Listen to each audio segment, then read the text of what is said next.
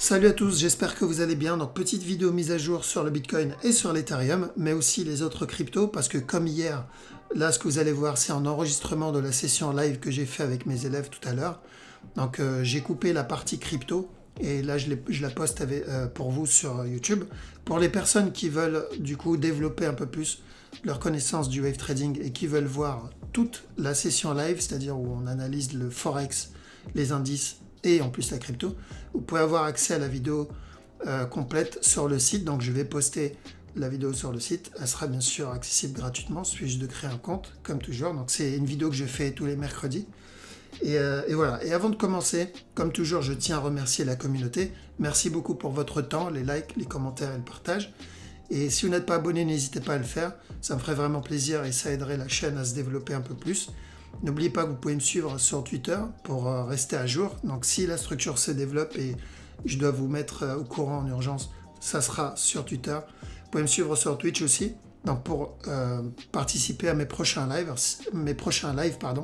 Donc si vous voulez que j'analyse une crypto en particulier, vous pouvez me demander ça en direct pendant mes live Twitch. Voilà. Donc sans plus tarder, on va attaquer la vidéo. Let's go.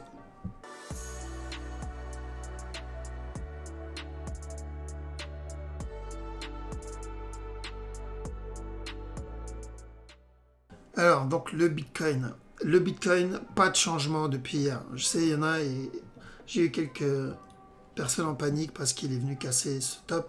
Mais ça ne change rien. Ça ne change absolument rien à ce qu'on a analysé hier. Rappel, hein, on a dit quoi? On a dit c'est où il corrige ici et continue à monter. D'accord? Pour toujours le running flat, ici. Là, il a cassé le top, donc on peut avoir un expanding à la place du running. Je pense pas, d'accord? Et là, c'est... on va dire plus par habitude de voir les structures. Je pense pas qu'on va avoir un expanding, mais je le garde en tête. Donc ça peut être un expanding flat. Si c'est un expanding et j'ai des sell setup, ok, je tente. L'autre possibilité, et perso j'irais plutôt pour ça, c'est d'avoir une structure corrective un peu plus grande et continuer à monter. Après, quand je dis continuer à monter, ça ne veut pas dire venir casser le top. D'accord? Personnellement, j'espère pas. Je sais, il y en a, ils cherchent absolument ça, mais ils voient pas le long terme. Moi, je veux pas ça. Je veux d'abord qu'une structure corrective soit terminée, qu'elle revienne casser ce bas-là avant de vouloir le buy. Ça sera mieux pour moi et pour la structure. Donc, où on est dans un expanding ici et viendra casser le bas avant le retournement, où il va corriger ici. Et ensuite, il nous donne encore un nouveau plus haut, au moins pour recasser ce top. Donc je remets les deux scénarios. Du coup, ça ne change pas depuis hier, en fait. C'est la même analyse. Ok. Donc, si je regarde bien en interne, ici, bah, je peux, à la limite, pour les plus gourmands et ceux qui ont assez d'expérience, tenter les sell setup ici en interne. D'accord? Mais c'est de la petite time frame. Donc, en petit time frame, on peut avoir de la vente. Là, si je regarde ici, s'il continue à corriger, ce qu'il est en train de faire ici, s'il continue à corriger là-dedans, c'est de la vente. Cassure du bas, je me protège. Ok, donc même analyse, ça n'a pas changé. Pour moi, on est toujours dans cette zone de correction. Je ne vois pas le Bitcoin venir monter, casser le top tout de suite. Mais il peut le faire. D'accord? Le problème, c'est que s'il le fait, on aura une grosse correction plus tard. Alors que s'il corrige maintenant, c'est-à-dire il valide l'expanding tout de suite, ou il me donne une structure corrective avant de chuter, là on est sur une belle structure pour de l'achat. D'accord? Donc à partir de là, s'il va aller toucher les 60 000, il peut le faire. D'accord? Mais, enfin, les 60 000, même les 100 000, il peut le faire. On a une structure 4 heures. Mais sans ça, il va falloir attendre avant d'atteindre cet objectif. S'il doit l'atteindre, hein, je ne dis pas qu'il va l'atteindre. Je veux dire, est-ce que le Bitcoin peut me donner une petite feinte? C'est-à-dire là, avant d'atteindre les 100K, parce que tout le monde est en train de rêver sur les 100K. Est-ce que là, il peut venir monter tout de suite, casser le top, ensuite me donner cette fameuse correction, ensuite remonter encore, ensuite spike vers le bas et donner une structure corrective 4 heures ici, avant de remonter, casser et atteindre les 100 000? Ouais, bien sûr qu'il peut le faire. Et limite, ça m'étonnerait beaucoup moins que s'il venait casser le 100 000. Genre là, s'il vient me valider une structure corrective, donc il monte, structure corrective 4 heures et remonte, structure corrective daily et ensuite venir casser les 100K, pour moi, ça serait plus logique, en fait. D'accord. Donc, bon, après, voilà, c'est la crypto, ça, rien ne l'empêche avec un peu de pump et de FOMO de venir les toucher tout de suite, mais je sais pas, j'ai un doute, encore une fois. Donc, voilà, pareil, on est toujours dans une zone de correction, on ne s'excite pas pour l'achat, là. Et on attend de voir. Ceux qui veulent tenter la vente ici, sur du 15 minutes, vous devez vraiment faire attention à la cassure du bas. Expanding ou course structure corrective, on verra. Même chose ici. Donc là, c'est où il m'a validé le running, d'accord? Et il reviendra casser le bas encore une fois, ce qui serait pour moi, enfin en tout cas je préférais. Ou on va entamer une structure corrective plus grande. Donc correction ici avant une continuation, ou même un running là-dedans, parce que le mouvement il est quand même assez agressif.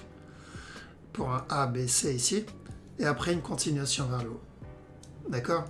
Donc, du coup, ce qu'on va chercher dans cette zone, si je dois vendre, personnellement, je préférerais vendre le Bitcoin, avec le petit setup qui prépare en 15 minutes, ce serait beaucoup plus intéressant. Ici, je dois quand même faire attention à ce potentiel running. Même s'il y a peu de chance à cause de ce qu'il me fait là-dedans. Ethereum, les scénarios, c'est quoi? C'est comme Bitcoin, cassure du bas pour terminer un running flat, puis s'il est propre, pour moi le running est plutôt propre. Ou il va commencer à donner une structure corrective ici, et dans ce cas-là, on le verra. Ok, donc ça sera un truc comme ça. Et si c'est le cas, on continuera à chercher de l'achat sur l'Ethereum, et on se protège à la cassure du top. Parce que vu que je sais que l'Ethereum il a plutôt l'habitude de nous donner des runnings là-dedans, donc il peut très bien nous donner ça et continuer à grimper et après nous donner un running. Donc la même chose que ça, mais en pur. Vu qu'on ne sait pas, là c'est beaucoup trop tôt, je vais surveiller l'interne. Je vais voir s'il me corrige ou si juste il explose, venir casser ça bas. Qu'est-ce qu'on a d'autre? Ripple. Ripple, c'est la même analyse qu'hier. Ok, donc pour moi, ça c'est correctif. On peut avoir un push, mais ce que j'attends sur cette structure, c'est qu'il revienne casser ce top. Ok, donc il n'y a rien cassé ce top, et à partir de là, on peut continuer le drop encore. XTZ. XTZ, c'est bon. L'objectif, il est atteint. Donc on avait dit que je voulais qu'il vienne casser le top. Ça y est, top est cassé. Qu'à partir de maintenant, on doit faire attention. Parce que si cette structure corrective est terminée, il peut revenir recasser encore une fois le bas. Maintenant, s'il flag ici, il n'y a pas de raison de vendre. Okay, s'il donne un flag là, il n'y a pas de raison de vendre.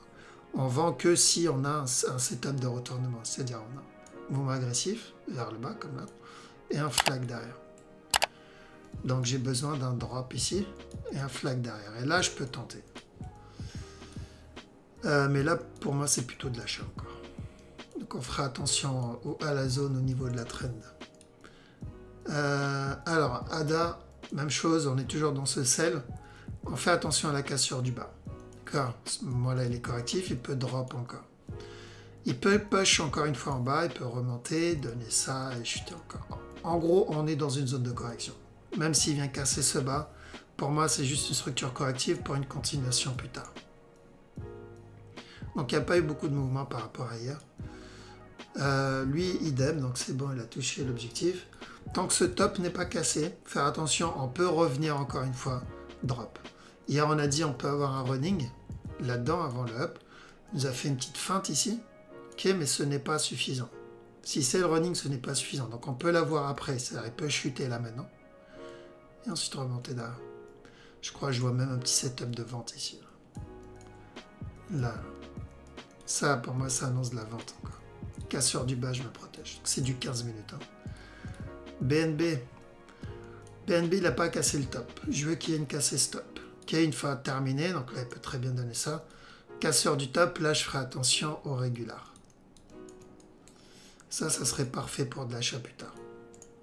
Mais là, je vois pas de vente encore. Ok, on est toujours dans cette zone. Ici. Pour ensuite revenir valider le regular flat. SFP, on va rester à l'écart de celui-là, parce que moi j'achète à chaque nœud plus bas, donc là il a donné de beaux setups de vente. Dès qu'il donne un bas, j'achète. Par contre là c'est de l'achat, il prépare.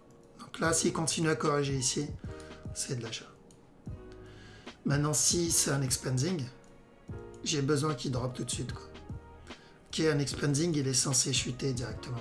Donc, il n'est pas censé traîner. Là, s'il traîne, il est en train de me dire j'achète. Enfin, je continue à monter. Quand il traîne ici, il me dit je veux vendre. Quand il traîne là, il me dit je veux vendre. Mais là, vu comment il traîne, c'est plutôt pour continuer à monter. Sauf s'il y a une grosse impulsion vers le bas, bon, c'est autre chose. Le Litz, lui, idem. Donc, la question, c'est est-ce qu'on est dans un régular en cours? Si le cas, il va continuer à monter. Hier, on avait dit que ça, c'était plutôt de l'achat interne ici. Il avait donné un running, pareil en interne là-dedans. Sur du 15 minutes, on peut le voir un peu mieux. Là, un beau petit setup d'achat ici. Là, un beau petit setup en cours. Donc là, il va flag. Il reviendra casser stop encore une fois. Donc ça, c'est du 15 minutes, donc on s'en fout un peu. Sur du 1 heure, c'est est-ce qu'il viendra valider le régular ici, ABC. Si c'est le cas, on aura encore de la vente, parce que pour moi, ça, c'est de la vente. Ou est-ce qu'on est en train de donner un A là? Là, il va venir faire le B, chuter, donner un C, et du coup, on aura le régular ou le running plus tard. D'accord? Donc ça veut dire qu'on va rester là-dedans pendant longtemps. Ok? Donc on surveille s'il vient casser ce bas ou pas. Ou s'il drop. S'il drop, on ira pour le régular plus loin. Donc il va mettre un peu plus de temps à le valider. S'il casse le top tout de suite, bah, il va le valider du coup un peu plus vite que prévu et ça sera de la vente encore. Voilà, donc pour ceux qui regardent la vidéo sur YouTube, merci énormément pour votre temps. Merci d'avoir regardé la vidéo jusqu'au bout. Je vous souhaite à toutes et à tous une très bonne soirée. Je vous dis à la prochaine. Ciao.